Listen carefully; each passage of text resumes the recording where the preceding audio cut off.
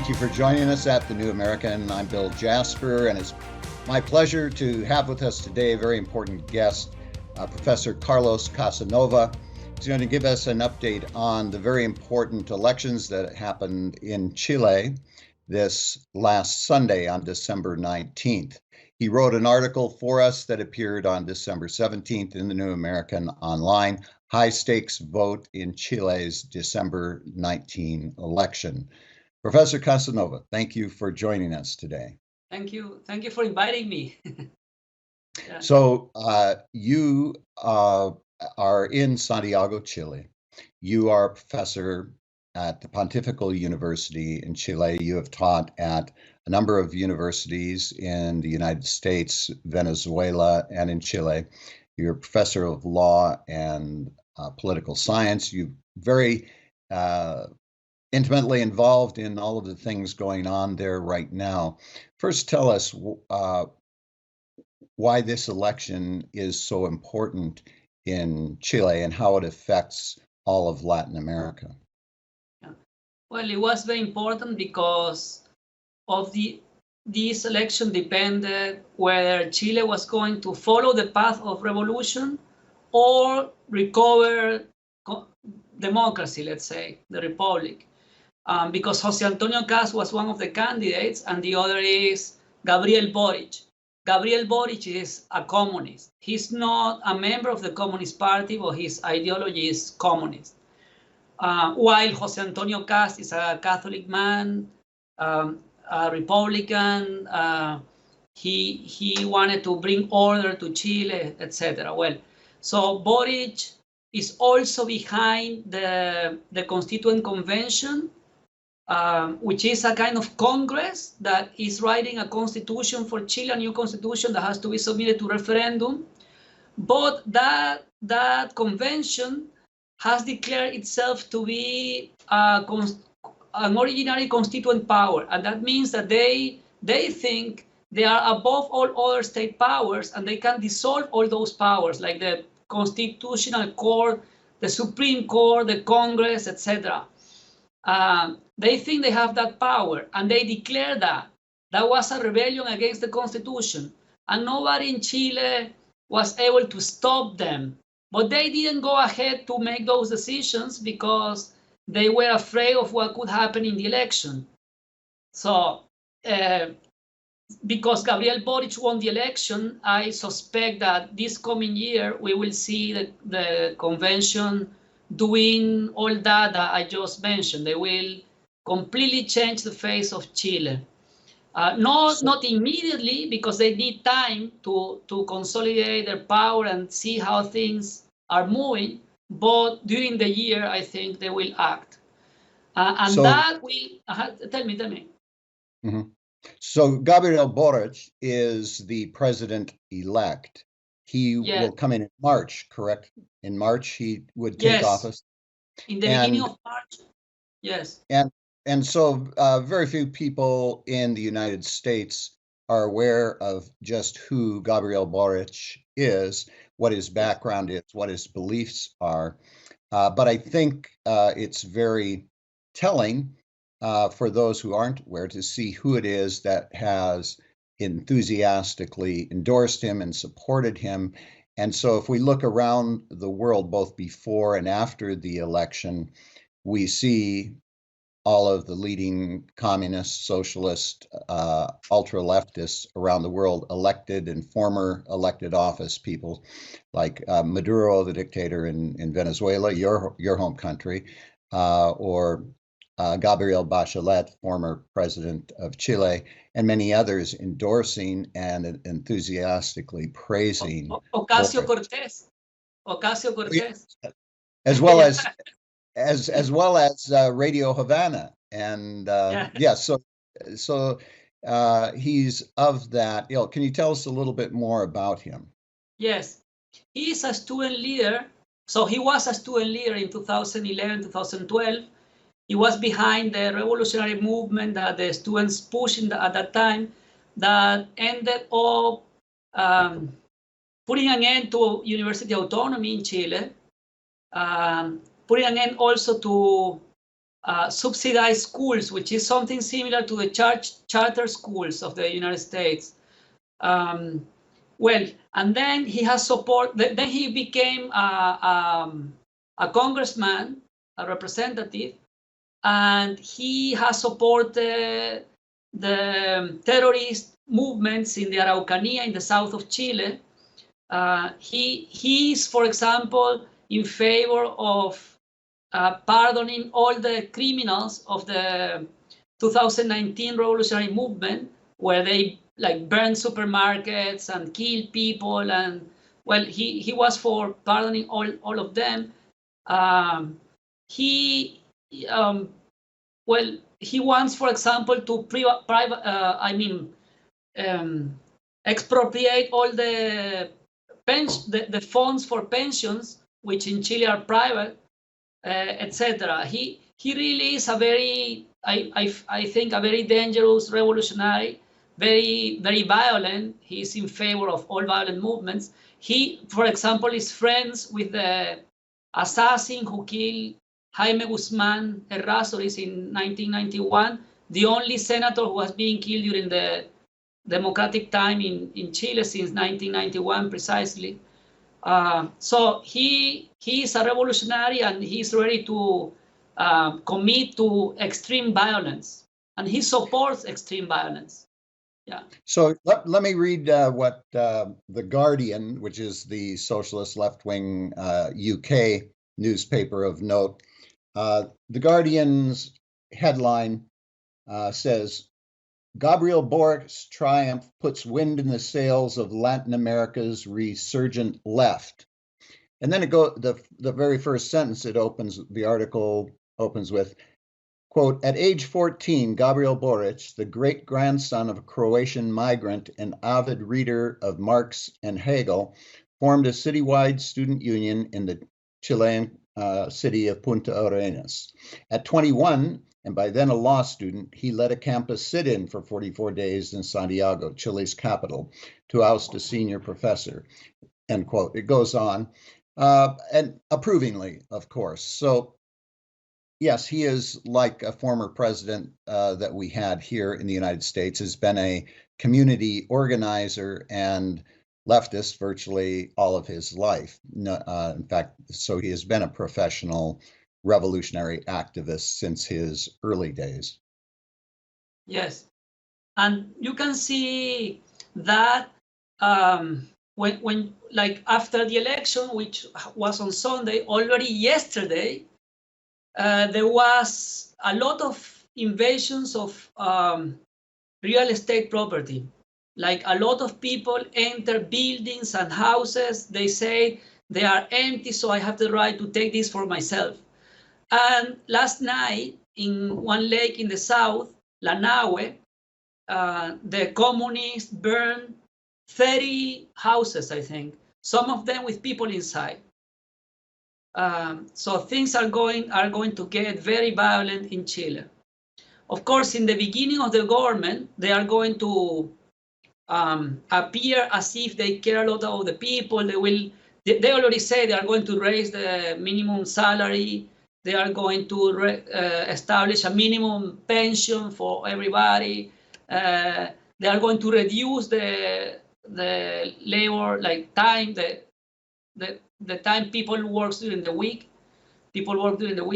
Well, they are going to take a lot of measures to have the people happy with them, let's say, like demagogical measures. They are going to condone all the students' loans. They say that too. Well, sure, there will be a lot of government programs to buy and bribe various constituencies. But one of the things that brought him to power, and that he is going to be using now, it appears to me, and I'm sure you can elaborate on this, is the standard communist feature of the United Front or the Popular Front. So he rose to power in a coalition of various left-wing groups, including the Communist Party. And he is, it appears to me, what we've seen with the United Front, Popular Front, from the Bolshevik Revolution to the Communist Chinese Revolution and every other one, is that even after taking power, they use this United Front to try to consolidate power until they don't need all of these other coalition partners anymore. Yes, that's how it is.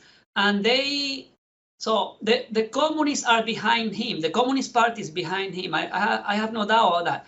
In public, they seem to have disagreements, but the communists are experts on that. They simulate disagreements so that it looks like there are like different forces in the parliament or the convention, but I think that is just a mirage. It's a ruse to make their allies who they want to move into power look more centrist, more moderate, as they take the left flank. Exactly. Yes. Or vice versa.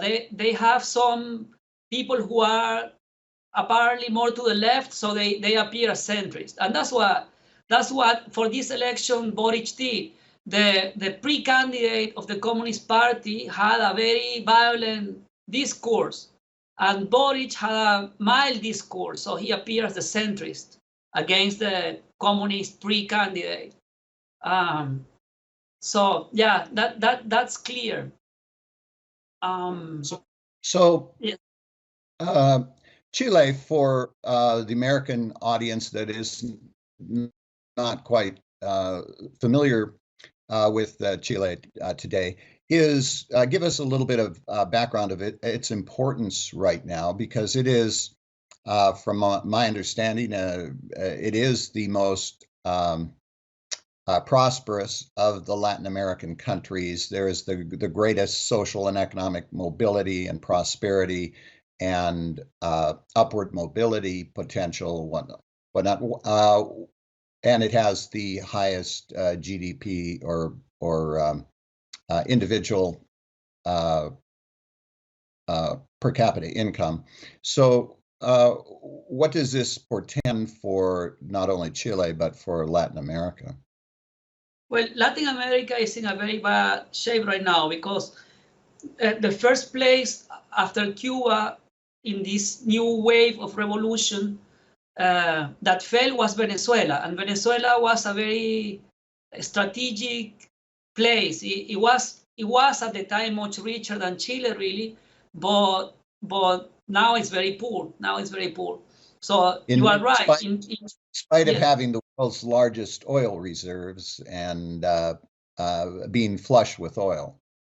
Yeah, exactly. But they destroyed the oil company. The communists destroyed the oil company, and that was on purpose. That was not incompetence. It was on purpose.